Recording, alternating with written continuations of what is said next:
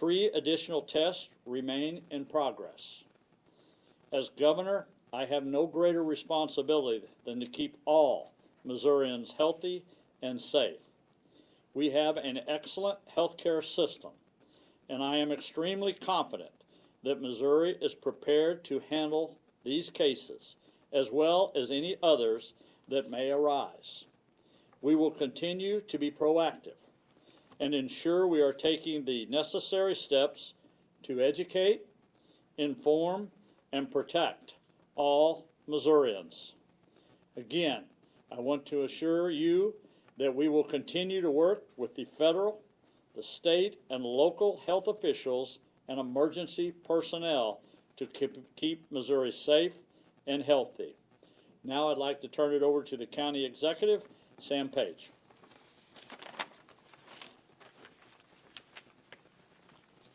Thank you, Governor. Thank you for being here tonight. I'm Sam Page. I'm the St. Louis County Executive. As a medical doctor, I understand how a novel coronavirus can impact our region. This is a serious challenge, and our public health officials are up to the task. Our public health system is resilient. Our region's top health experts are engaged, and everyone's working together to limit the spread and the impact of the coronavirus in our region as much as possible. We will work to contain this virus as much as possible. We are prepared. We are here to educate the public, and we are now responding to what is called a presumptive positive test result in St. Louis County. As you heard today, we learned that a young woman tested positive for a travel-associated novel coronavirus. This is not community acquired. The young woman and her parents are currently quarantined in her parents' home in St. Louis County, and the young woman had been studying abroad in Italy prior to arriving home earlier this week. She attends an out-of-state college. She called the Public Health Department's hotline, which is 314-615-2660, and received instructions which she followed. After coordinating with the health department, she was tested at a local hospital, Mercy Hospital, and you'll hear from them in a moment. The hospital staff followed all the proper procedures, making sure she was kept away from other patients, and all the healthcare personnel used the proper equipment to make sure that they would not come in contact with the virus. The student and her parents have assured us that they have not left her home since she became symptomatic a few days ago, except for the trip to the hospital to be tested. The parents are both asymptomatic, but they're being monitored at home and will be self-quarantined. We will continue to monitor this situation very closely. As a parent, I can only imagine what her parents and other parents are thinking as we work through this. As a doctor, I've seen similar patients in similar situations and counseled them and their parents. I understand these challenges. The St. Louis County Public Health Department has already notified the Unified Health Command so that all area health directors understand what we're doing and are up to date. They will now conduct, our health department will now conduct an epidemiological workup so that everyone the student may have encountered or may have been contacted by her since she arrived can be investigated. We'll contact everyone she may have encountered to see if they were symptomatic and encourage further testing if it's appropriate. The role of the health department, as we've said before, the St. Louis County Health Department, is to prepare. That means we monitor the status of the outbreak, and that means the progress around the globe and in our region. We will coordinate with state, federal, and regional governments and with healthcare institutions and our local experts. We will plan. That means we identify state-of-the-art strategies and evaluate options. We will evaluate. We will regularly educate and provide accurate and reliable information to the public through our website, through the media, and our website is stlcorona.com. The county's coronavirus hotline, as we said before, is 314-615-2660, and that's monitored 24/7. We will respond. That means we'll mobilize strategically, activate our resources whenever they're needed. We will collaborate and work with our regional partners and we will deliver any resources necessary quickly and evaluate people who need them. Remember, prevention is the key. This coronavirus may be new, but the ways to prevent it are tried and true and well established. We need to understand a couple of things. The reality is that there are constraints around testing for this virus. The United States is not a point where we can provide testing to the general public. The testing is currently reserved to people who are symptomatic. It is not useful on people who are not symptomatic. We also know that these viruses are easily transmitted, and that means, as we've been saying consistently, wash your hands with soap and water, use a hand sanitizer when they're not available. If you're sick, avoid other people, avoid people who are sick, and use the same precautions that you use for anyone who had flu symptoms, and keep things in perspective. We will again emphasize that this is not a time to panic. Thank you. Dr. Sengupta, you want to talk about Mercy? Thank you, Sam. Hi, my name is Dr. Alok Sengupta. I'm the chairman of the emergency department at Mercy Hospital, St. Louis. Mercy Health, as a ministry, has been preparing for COVID-19 for several months now. We've had task force and subgroups planning all aspects of this disease. Along with that, each of our hospitals have had infection control teams that have been working with the health department closely to prepare for this. Yesterday morning, the health department notified Mercy Hospital St. Louis that there was a patient that needed to be tested for COVID-19. That patient was brought to the Mercy Hospital St. Louis Emergency Department and was brought straight to one of our negative pressure rooms. Our staff, physicians, nurses, everyone who has encountered the patient used personal protective equipment from start to finish. The patient was tested. The patient did not meet any of our admission criteria. At that point, we talked with our infection control teams, who then talked with the health department, and we discharged the patient home. We'd really like to thank the health department for their support through this, and I'm really proud of our group who followed all recommendations perfectly. So. I would also like to I'm grateful Congressman Wagner's here tonight, that she was in town. She's going to join us for this and give you a little update on the federal level of what they're doing and how they're supporting the states and the local government. So, Ann. Thank you, Governor. Appreciate it very, very much. I'm Ann Wagner. I represent Missouri's 2nd Congressional District. I want to thank the Governor and our county executive for their tremendous leadership, Mercy Hospital and the other healthcare professionals that are here with us today. We have had multiple briefings at the federal level for some time. I serve on the Foreign Affairs Committee. I spoke with the Vice President at a briefing as recent as this past Thursday, along with the CDC and our Food and Drug Administration.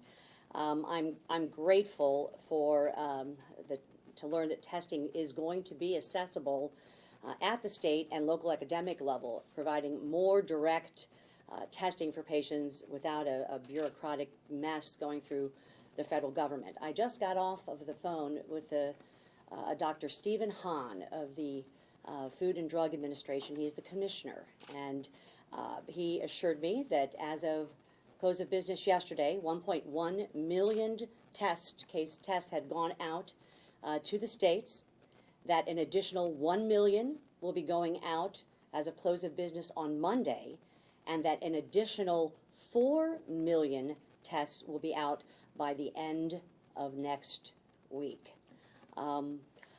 As I said, this is it's clear that I think the risk to our U.S. public is low. We must follow the protocols and remain vigilant.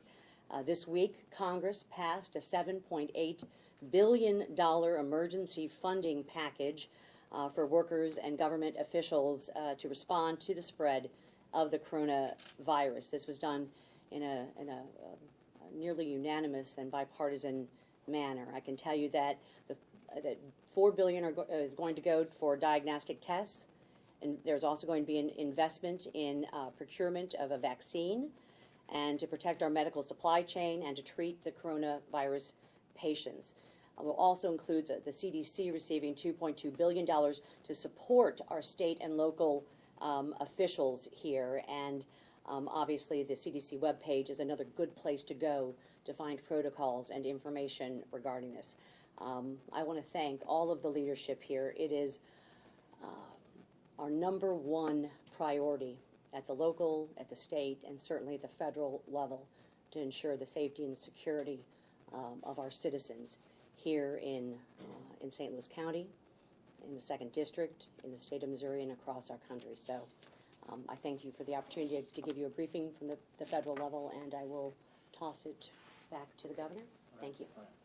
I think at this time we're going to open it up for a few questions here, so if you want to ask questions. Governor, a question for you or the doctor from Mercy. How safe is it for the general public to go into Mercy Hospital right now? From my opinion, I would say I think it's absolutely safe. I think everything we had prepared for here in the state, from all the way from the federal, the state, the local levels, and when this case did occur, it worked like it was supposed to work. Everybody did their jobs, and I think without a doubt, you see we were prepared for that, and it's the outcome of the day. The patients, I believe, will be safe. I believe the medical facility that treated did everything that they did, but I will let the doctor kind of explain to you that process of what happened at the hospital. Doctor? Thank you. So there are set guidelines from the CDC and the health department that we have followed completely. That patient, like I said, was brought in immediately to a negative pressure room, was there for the duration and discharged. After the patient left, the rooms are cleaned to the standards that the CDC and the health department set, and we have no concerns about patients being at risk at our hospital. Thanks, sir. Doctor, how quickly have you been able to locate and identify contacts of this person? Thank you. Question for the Our health department's in the process of interviewing the involved the individual that was tested positive, and have implemented all the appropriate studies and epidemiologic questioning, and they'll move through that over the next couple of days. But it will take some time to track everyone that might have been encountered and work with transportation and other agencies to make sure that they're identified, and that does take some time. Where does this 20-year-old woman live? St. Louis County. Where in the county? We're not going to release that information for, we will imagine that over time there will be other folks involved, but they're in their home in St. Louis County, and they're sequestered from everyone else, and they're quarantined, and that is the guidelines that we're following across the country. Do you know if she was returning home for spring break? She was returning home from travel abroad in Italy. Can you confirm what part of Italy? I don't know what part of Italy. Dr. Page, how about when the website will be updated? Because I know county and the governor of Missouri has a website too. I just checked the website, not updated yet. So will it be updated daily or quarterly? I mean, 15 minutes updated. Which website do you mean? The St. Louis County, St. Louis Corona website for this case. So the St. Louis Corona website is it has live links to the CDC and other agencies, and those agencies are updated. I'm sure once we have a presumptive positive case right now, those are updated on a pretty regular basis. And then when it's confirmed, we won't be able to confirm it through the CDC until sometime in the middle of next week. How long does it take to confirm a straight positive result from a presumptive positive? On average, 5 days for confirmation. Tests usually take, the initial test is 24 to 48 hours. This test was returned in 24 hours. I have a question for the doctor. I just, Dr. Page just said, parents and the patient will know the feeling, but why she be discharged from the hospital if she is positive, and how you control if the patient leave the hospital, go home? Can you control the patient doesn't walk around or go shopping or something like that? So I think that's more. Sure. Well, I mean, we depend on people to do the right thing. We ask them to self-quarantine. We're not going to escort them home.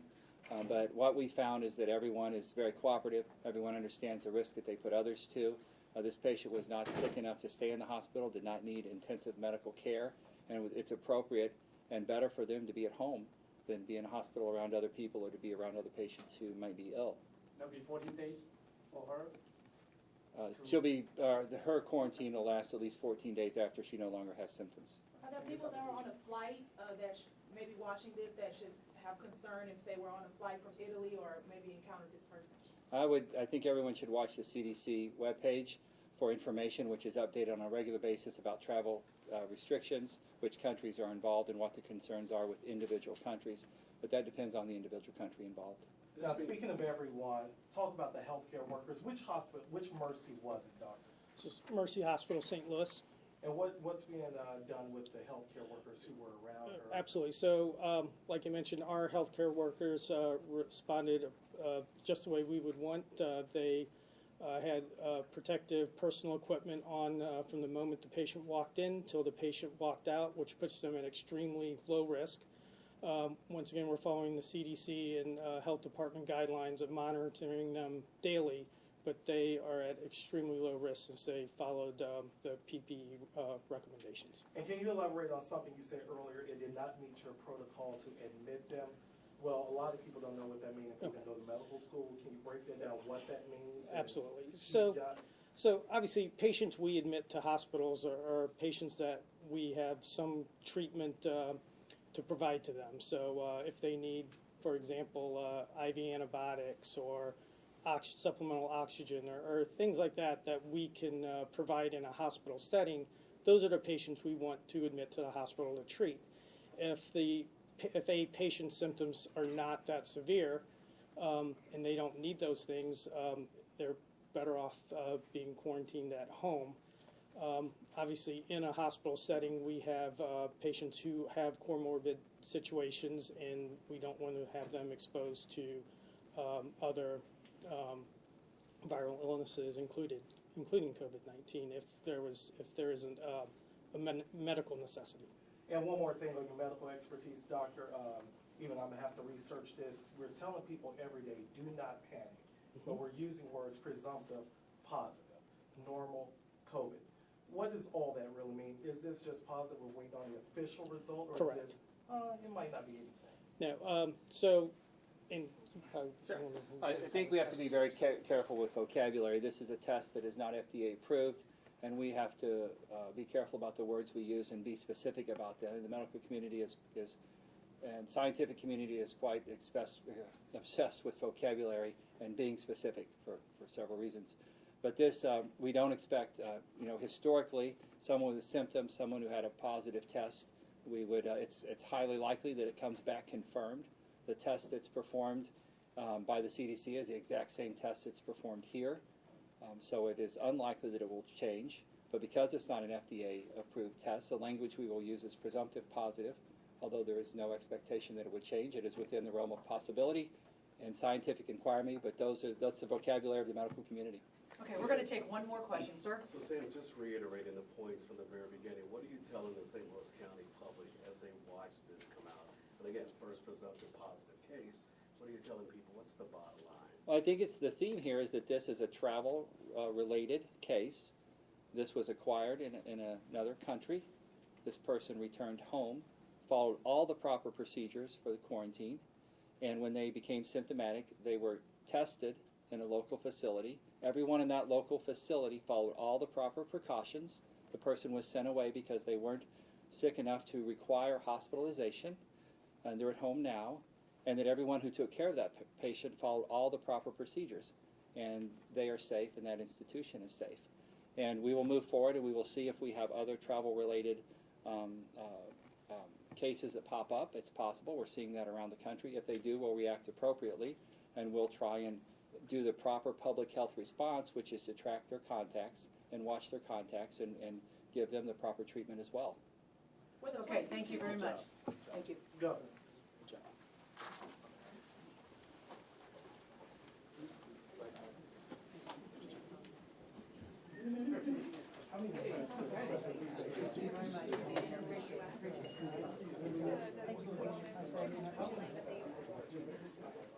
Yeah, that's what I want to do. I want to get clear on that because I heard them say two different things.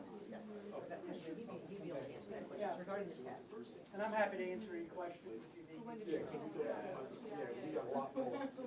And again, thank you so much for being here, because so much of this is communication and coordination. Our thoughts are always with the patient, and so our prayers, and we are thankful that To date, this person meets the 81% that we know of that have mild cases, who don't get very sick, so we're thankful for that. But as I was listening, again, we're in containment at this point. This is not community transmitted. This was what we've been looking for, which is travel acquired. And so I know you have some questions about where we go from here. All along, it has been about, again, coordination. So we got the results back today, and immediately we called the St. Louis County Health Department. And so they asked for our assistance. So starting tonight and in the morning, the state will provide boots on the ground to do the patient tracking, because they've asked us to help us with that. And we met with all the health directors about 2 weeks ago and said we would supply that.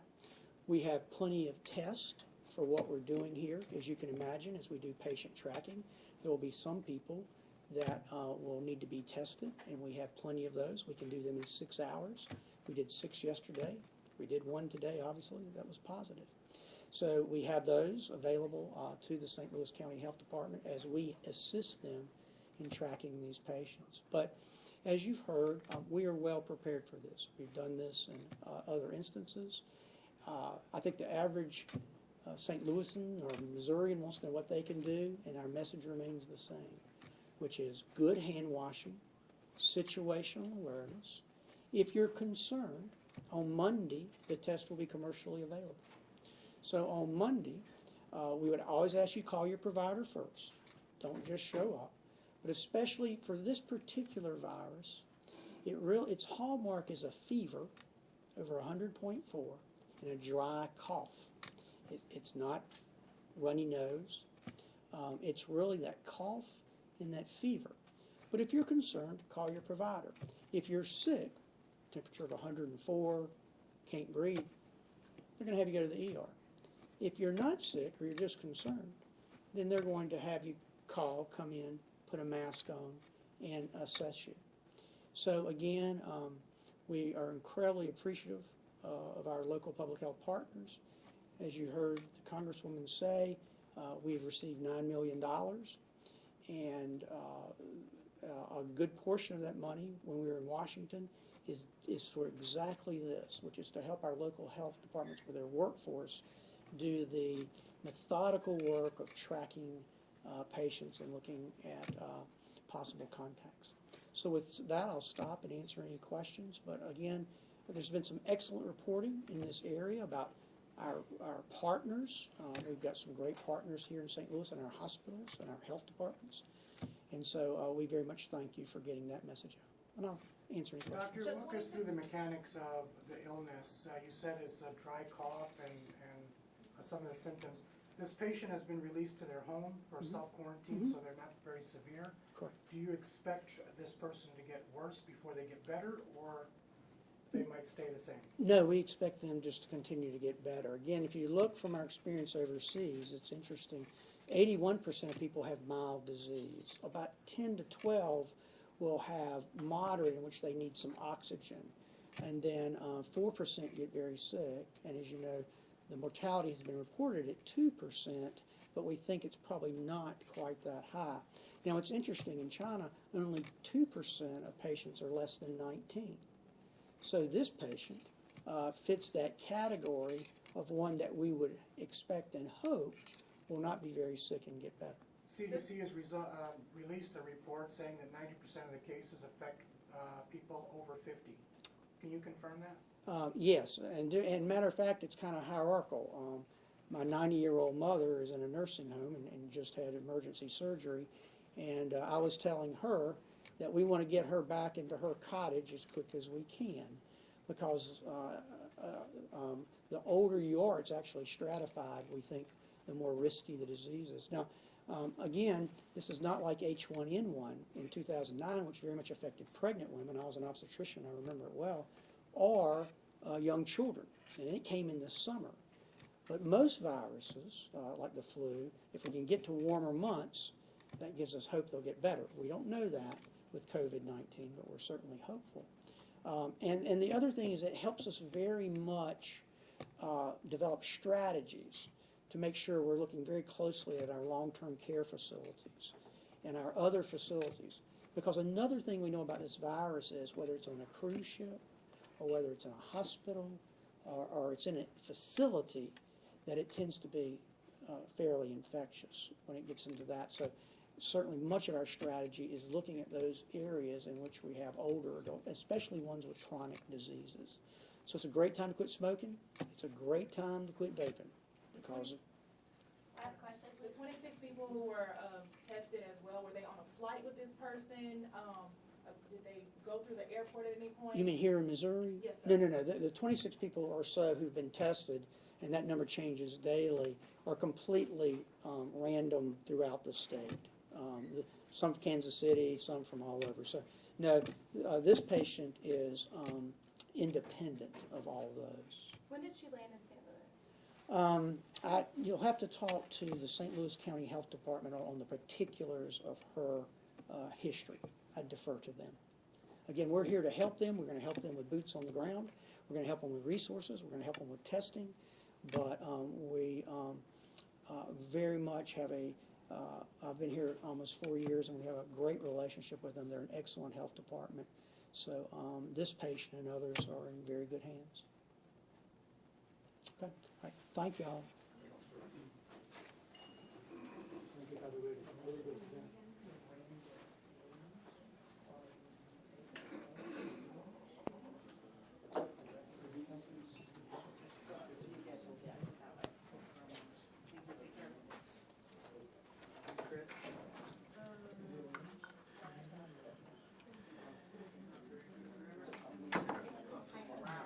Gracias por su sintonía aquí de la señal de Diario Digital, donde les acabamos de traer la rueda de prensa del Departamento de Salud del Condado, reportando el primer caso de COVID, coronavirus, en la ciudad o el condado de St. Louis, Missouri. Se trata de una estudiante que viajó a Italia, estuvo en Italia recientemente cursando estudios y contrajo la enfermedad y regresó a los Estados Unidos hace una semana. El Departamento de Salud asevera que están intentando contactar a todas las personas que estuvieron en contacto con esta persona y se reporta que los síntomas de esta mujer descrita de 20 años tiene síntomas leves del coronavirus y no ha desplegado ninguna infección severa. Esto poniéndole de regreso en su casa en una cuarentena autoimpuesta. Les traeremos más información sobre estas noticias y otras noticias en diariodigitalstl.com.